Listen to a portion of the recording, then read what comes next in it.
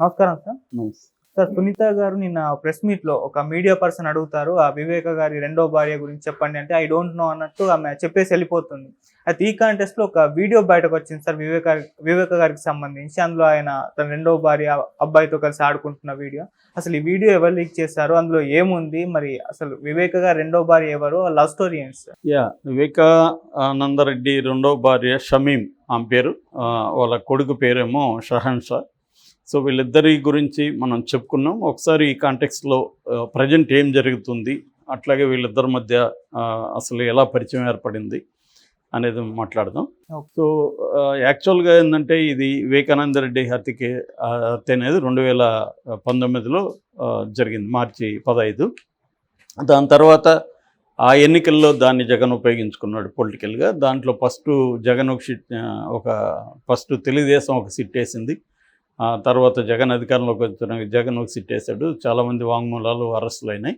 ఆ తర్వాత సునీత ఏమో సిబిఐకి డిమాండ్ చేసింది. కోర్టు సిబిఐకి ఇచ్చింది. సిబిఐ చేస్తుంది. సిబిఐకి సంబంధించి కూడా ముగ్గురు ఇన్వెస్టిగేటివ్, సుధా సింగ్, రామ్ సింగ్, తర్వాత ఇంకొక ఆయన, ముగ్గురు ఇన్వెస్టిగేటింగ్ ఆఫీసర్లు మారారు.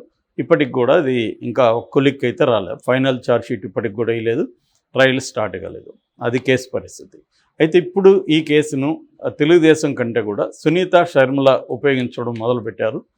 సునీత కడపలో అవినాష్ రెడ్డికి వ్యతిరేకంగా పోటీ చేస్తుంది కాబట్టి అవినాష్ రెడ్డిని ఒక హంతకుడిగా చిత్రీకరిస్తూ సునీత పవర్ పాయింట్ ప్రజెంటేషన్లు ఇస్తున్నారు. ఈ క్రమంలో వేరే వెర్షన్ కూడా అవినాష్ రెడ్డి బయటికి తీసుకొచ్చాడు. అదేంటంటే సునీతకి నర్రెడ్డి రాజశేఖర రెడ్డి వాళ్ళ హస్బెండ్ వాళ్ళ అన్న శివప్రకాష్ రెడ్డి, వీళ్ళు ముగ్గురికి కూడా దీంట్లో సంబంధం ఉండొచ్చు అని కొన్ని అనుమానాలు ఆయన కూడా వ్యక్తం చేశాడు. ఈ క్రమంలో వైఎస్ వివేకానందరెడ్డి రెండో పెళ్లి చేసుకున్నాడని, ఒక కొడుకున్నాడనే విషయం కూడా బయటకు వచ్చింది. అదే ఆమెను అడిగినప్పుడు ఐ డోంట్ నో అనింది. నిజానికి ఆమె సిట్టికి ఇచ్చిన వాంగ్మూలంలో నాకు ఇలాగా పెళ్లి చేసుకున్నారని చెప్పారు. నేను దాని మీద ఎంక్వైరీ చేశాను. ఎంక్వైరీ చేస్తే వాళ్ళకి బాబు ఉన్నట్టయితే నాకు ఎక్కడ రాలేదు, పెళ్ళి అయితే చేసుకున్నాడని తెలిసింది. బాబు ఉన్నట్టయితే ఎక్కడ నాకు దొరకలేదు సమాచారం. ఈ లోపల ఫోటోలు అయితే వచ్చాయి, బట్ ఆ ఫోటోలు గురించి అయితే నాకు తెలీదు. I don't know the context of the photos అనేది ఆమె చెప్పింది ఆల్రెడీ. అంటే ఆల్రెడీ వాంగ్మూలంలో ఆమె పెళ్ళయింది, బిడ్డ ఉన్నాడో లేదు నాకు తెలీదు, ఫోటోలు చూశానని చెప్పింది. కానీ నిన్న సింపుల్గా ఇలా భుజాల ఎగరేసి ఐ డోంట్ నో అంటే ఆమె తన ఆరోపిస్తుంది, కానీ తన మీద వచ్చిన ఆరోపణలకు సమాధానం చెప్పడానికి ఆమెకి ఇంట్రెస్ట్ లేదు. ఇది నిజానికి ప్రపంచానికి అంతా తెలుసు అతనికి పెళ్ళయిందని, కానీ ఆమె ఒప్పుకోలేదు. ఈ క్రమంలో సడన్గా నిన్న వీడియో బయటకు వచ్చింది. ఈ వీడియో ఇన్ని రోజులు బయటికి రాలే. ఇన్ని రోజులు ఫోటోలు వచ్చాయి. మనం కూడా అప్పుడు ఆ ఫోటోలు అన్నీ యూజ్ చేస్తాం మన ఛానల్లో. ఇప్పుడు వీడియో బయటకు వచ్చింది. ఆ వీడియోలో ఏముందంటే వివేకానందరెడ్డి వైట్ అండ్ వైట్ డ్రెస్లో ఉన్నాడు, ఒక చిన్న ఇంట్లో ఉన్నాడు. పక్కన భార్య ఉంది, రెండవ భార్య షమీం ఉంది. ఆ బాబు ఉన్నాడు, చిన్న బాబు. ఆ బాబు ఆడుకుంటూ ఉన్నాడు. వివేకానందరెడ్డి బోర్ల పడుకొని తన మీద ఎక్కించుకోవడానికి ట్రై చేస్తున్నాడు. ఆ బాబుతో మామూలుగా ఒక తండ్రి ఎట్లా చిన్నపిల్లవాడితో ఆడుకుంటారో అలాగే ఆడుకుంటున్నాడు ఆయన. ఈ రెండు రకాల వీడియోలు బయటకు వచ్చాయన్నమాట. ఇంకొక దాంట్లో వాడిని పట్టుకోవడానికి ట్రై చేస్తున్నాడు, అదేదో విసురుతున్నాడు, బాబు వెళ్ళి తీసుకురా వస్తున్నాడు. అట్లా ప్లేఫుల్గా వాళ్ళు ముగ్గురు కలిసి తన బాబుతో ఆ ఇద్దరు కలిసి భార్యాభర్తలు సరదాగా ఆడుకుంటున్నారు. ఇది ఆ వీడియో. సో ఈ వీడియో మరి ఎవరు బయట పెట్టారు? షమీమే బయటికి తీసుకొచ్చిందా? ఎందుకంటే షమీము లాస్ట్ ఇయరే కోర్టుకు వెళ్తుంది ఈ DNA టెస్ట్ చేయించి.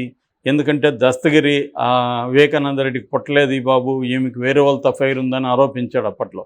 అందుకని ఆమె నాకు ఆస్తొద్దు ఏమొద్దు, కానీ వివేకానందరెడ్డికే పుట్టాడని నేను నిరూపిస్తా, DNA చేయండి అని ఆమె కోర్టుకు వెళ్తుందని అప్పుడు వచ్చాయి. కానీ ఆమె కోర్టుకి రాలేదు.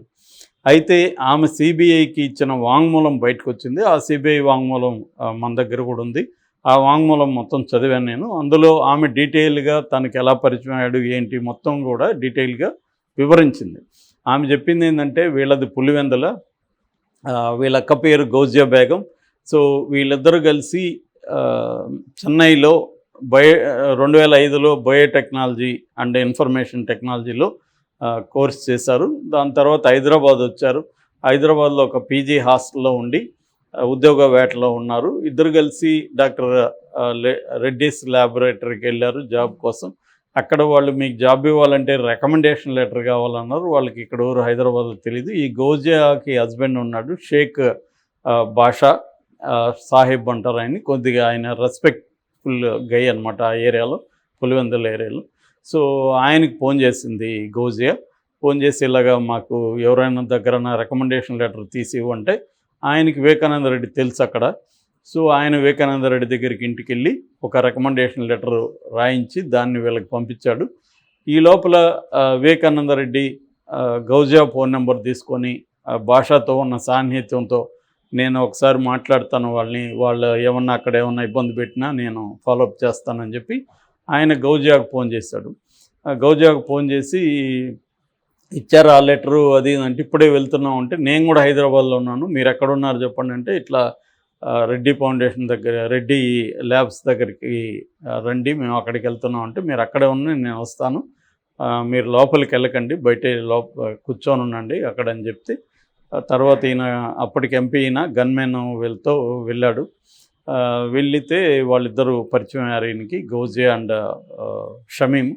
సో ఈయన ఇవ్వండి నేను మాట్లాడతాను, అది తీసుకెళ్ళి లోపలికి వెళ్ళి మాట్లాడి, ఈమెకి మాత్రం షమీమ్కి జాబ్ వచ్చింది, ఈమెకి రాలేదు.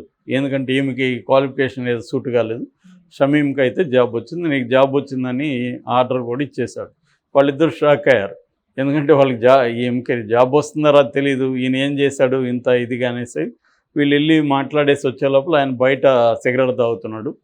సో బయటకు వచ్చి థ్యాంక్స్ చెప్పారు. థ్యాంక్స్ చెప్పినాక ఈఎంఐ కొంచెం చొరవగా షమీము, ఇదేంది మీరు ఒక ప్రజాప్రతినిధిగా ఉండి పబ్లిక్లో సిగరెట్ తాగుతున్నారు, పైగా మీ హెల్త్కి బాగుండదు కదా అంటే, ఆయన నవ్వి ఆ సిగరెట్ కింద వేసి బూట్ కాలుతో నలిపేసి వెళ్ళిపోయాడు.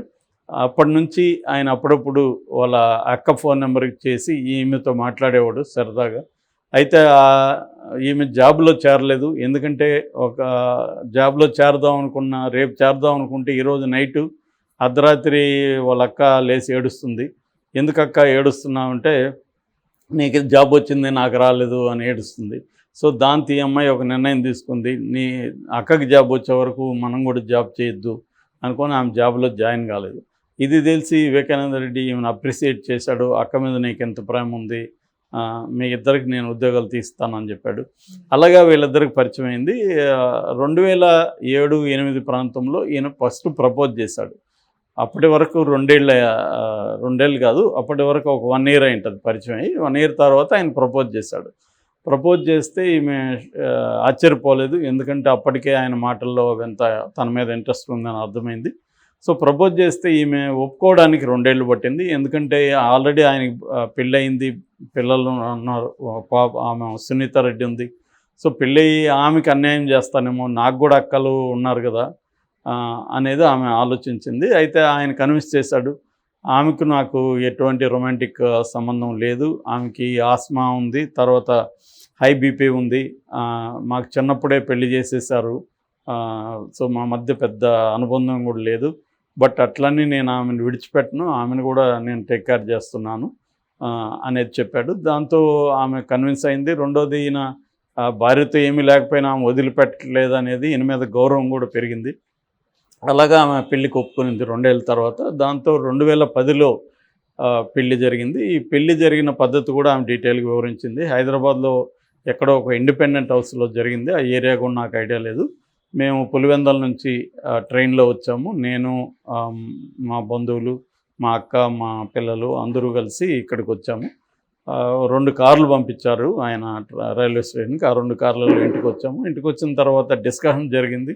పెళ్ళి ఎలాగంటే, మా దీంట్లో ముస్లింగా కన్వర్ట్ కాకపోతే పెళ్లి చేసుకోవడం కష్టం. సో ఆయన ఒప్పుకున్నారు, నేను ముస్లింగా కన్వర్ట్ అవుతాను ఒప్పుకున్నారు. అయితే కాజా కావాల్సి వచ్చింది, ఒక రిజిస్టర్డ్ కాజా ఉండాలి పెళ్ళికి.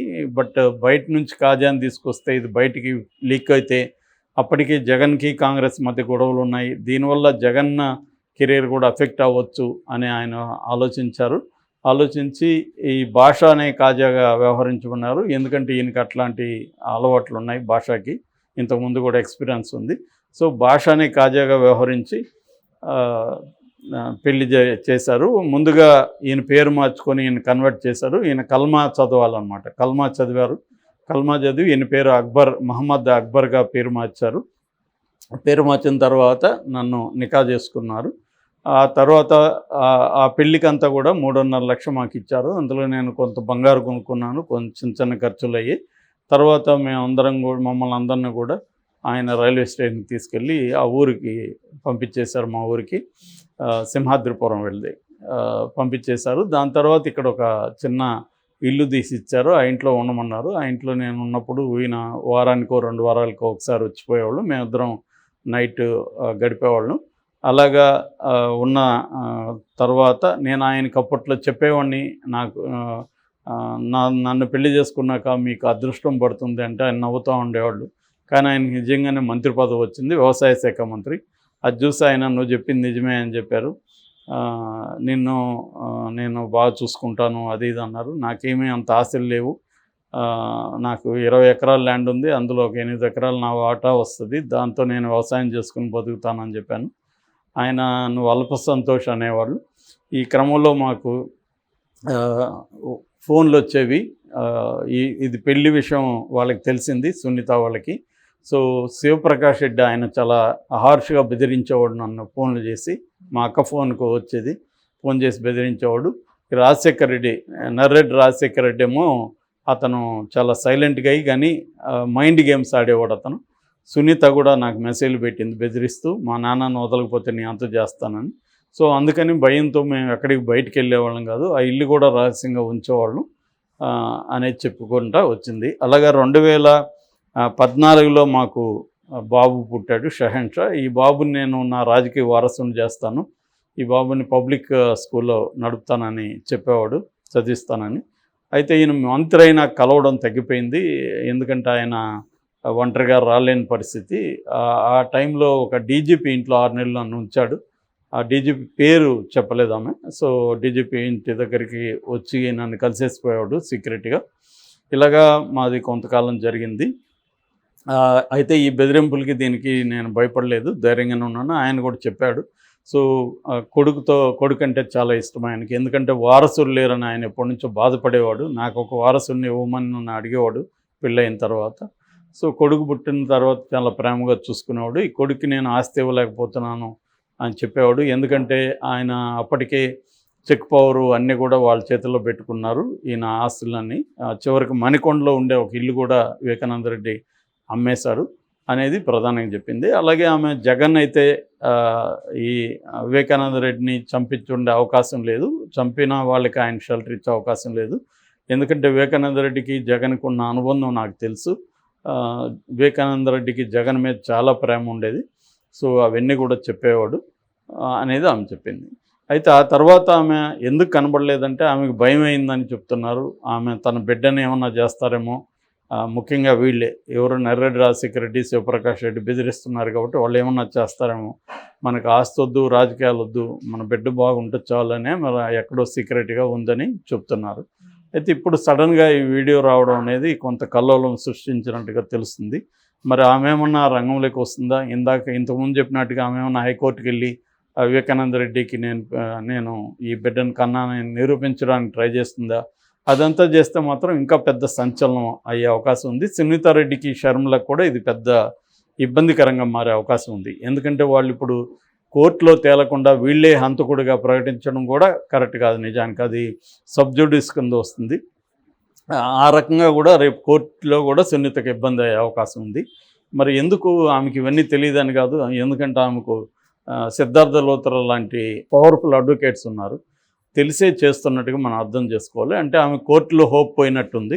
సో రాజకీయంగానే చూద్దామని వచ్చినట్టుగా మనం అర్థం అవుతుంది. మేబీ ఆమె పులివెందుల్లోనే ఎక్కడైనా కంటెస్ట్ చేస్తుందా, లేకపోతే వాళ్ళ అమ్మాయి ఏమైనా కంటెస్ట్ చేస్తుందా అనేది కూడా మనం నామినేషన్లు ఈ రోజు నుంచి స్టార్ట్ అవుతుంది కాబట్టి చూడాలి.